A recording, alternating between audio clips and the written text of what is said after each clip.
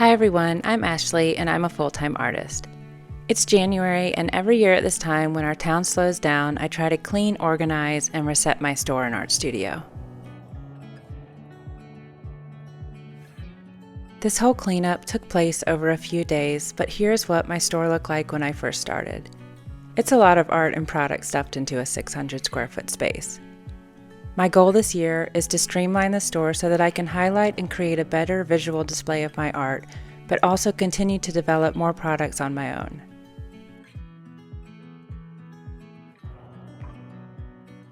This first day, I had such huge plans, and I thought I'd get right into moving things around, but it was an unusually warm day, and I was surprised that there were actually customers coming in and out. Instead of tearing the store apart right off the bat, I decided it was best to shift gears, and I worked on trimming and packaging a stack of 8x10 prints instead.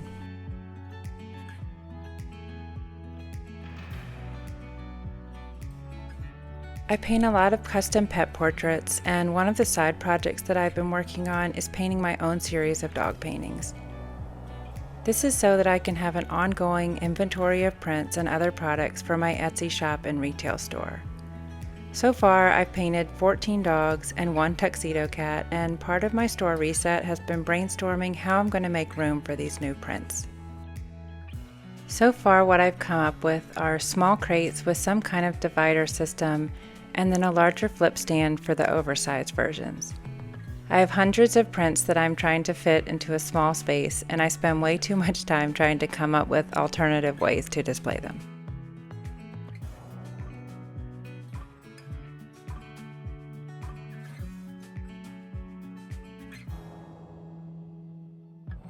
The prints took up most of my morning, and around lunchtime it was time to take my dogs out, so I walked down the street to grab some lunch. It definitely feels like January in town because there is very little traffic and almost all of the holiday decorations are almost gone.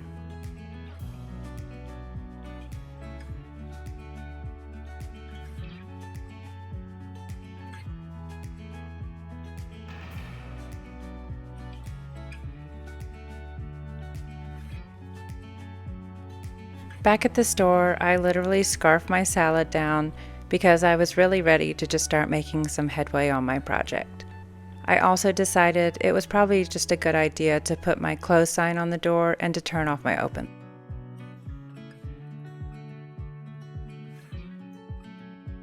The first order of business was to just start moving things off the big center tables, as well as doing some thorough cleaning and sorting, which the store really needed.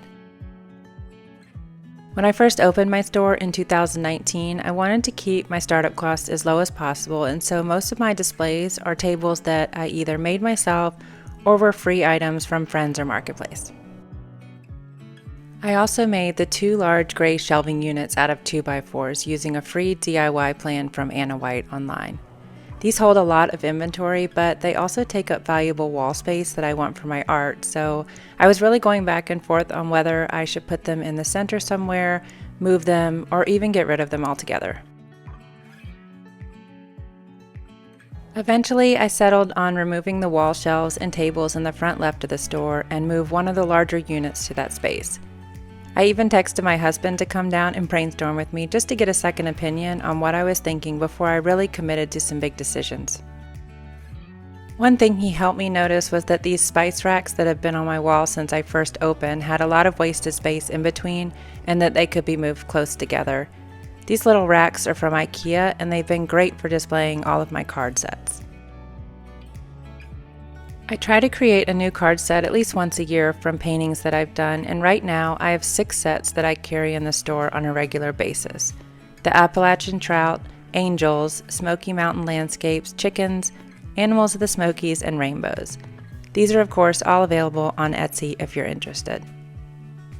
The other sets in the racks I purchase wholesale, and I change them out every few months to keep things interesting for my regular customers. I decided to wait a day before moving all of the small shelves around, but with the bottom wall racks out of the way, I was able to go ahead and move 2 flip racks into that spot. These are great for displaying larger prints that can be easily flipped through.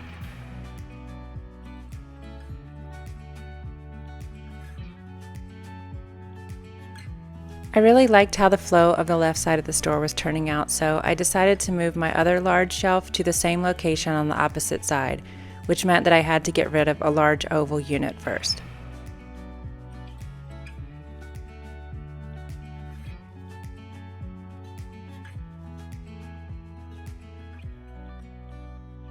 These 120-year-old tin shingles that I hand paint are a customer favorite, so I decided once that shelf was out of the way to create their own dedicated space on the wall for more visibility.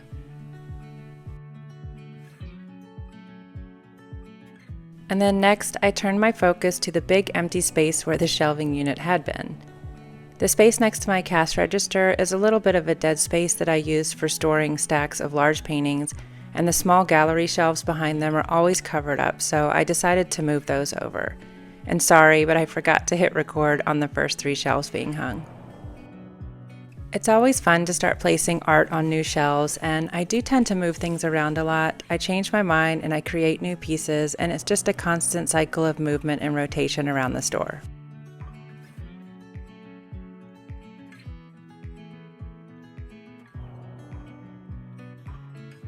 I still had one more shelf to move over, and I did remember to hit record this time. It's a pretty quick process because when this old building was restored by my husband and his partner Jamie, they covered the walls in wood and they pride themselves on very straight lines, so really I just have to line my shelves up with any piece of wood for it to be straight. I do use a level as well, just to double check.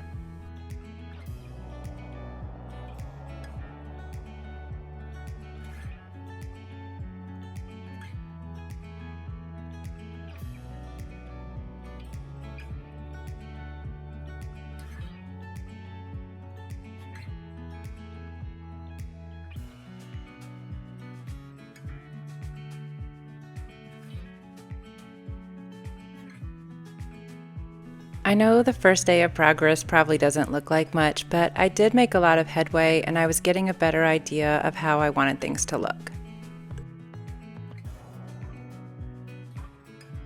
I had so much clutter laying around, and when I'm done with items, I really just want them gone, so I decided to take the dogs home first so that I could come back to the store with more room in the car so I could make sure to get it all out. When I got back in my car, I remembered that I did need to make a trip to the post office to mail my Etsy orders, and one of my favorite things about January is that you can always find a good parking space when you need to, and when I got back to my store, I was able to park right in front. I don't really have a lot of storage space at my store, and you'll see my stockroom and art space in the next video in more detail. I'm lucky though that I do have a basement in my house that's almost 4 times the size of my store, and that's where I can keep extra displays and extra stock if I need to.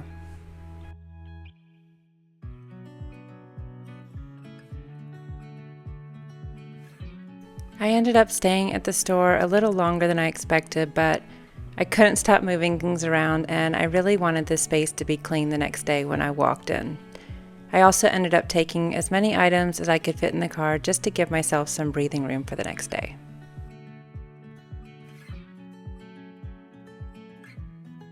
On day 2 of my project, the temperature was starting to drop, and I really wasn't sure how chaotic the day would be, so I decided to leave the dogs at home.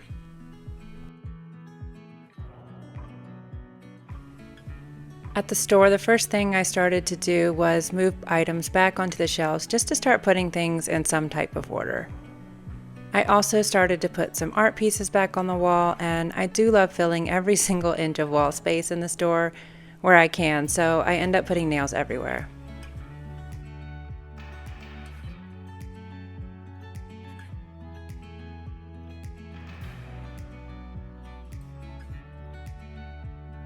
Then I decided it was time to probably start focusing on finishing up the small card racks that I needed to move and rehang, and I ended up making a little template out of paper to help me put the screws in the right place on the first try, so I wouldn't end up putting a dozen more holes in the wall. I spent a little bit of time making sure the cards fit on the finished shelves, but I'll probably end up moving them all around again at some point. Next to the card racks, I ended up hanging a wood rack that I made to display all of the hand-painted ornaments that I make throughout the year. This was really easy to attach. I just drove a deck screw right through the top of it. I love a good self-driving screw.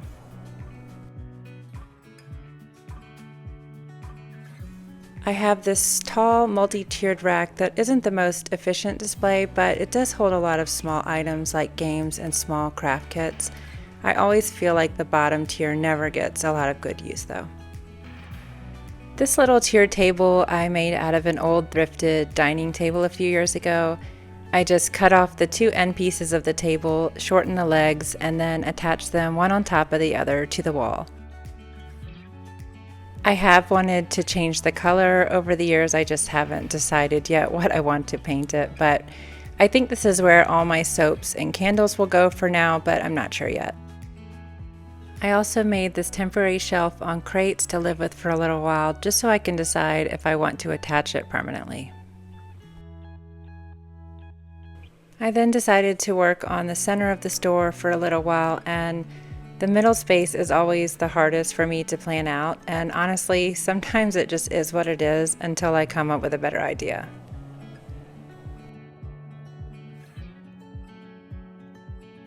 At some point, I ran completely out of nails, so I decided to take a walk across the street to the hardware store to pick up a few more packs, and it was also a great mini break just to get in some fresh air and movement. For the rest of the day, I just continued to kind of focus on small areas of the store to arrange product and hang art. The walls behind the shelves are also places that I try to fit art into, otherwise I just feel like it's wasted space.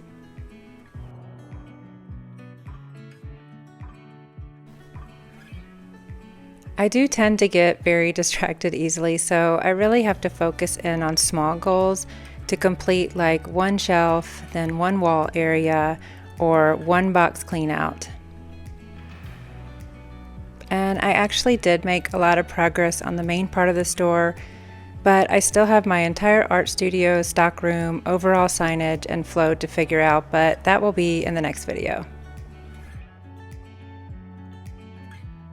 It does take a really long time to make a video like this, at least for me it does, but it is fun to chronicle progress and share tips and tricks. If you did enjoy this video, if you could please like and subscribe, it definitely helps me to gauge interest for further videos. And as always, thanks for following along, and I'll be back next week for the rest of the project.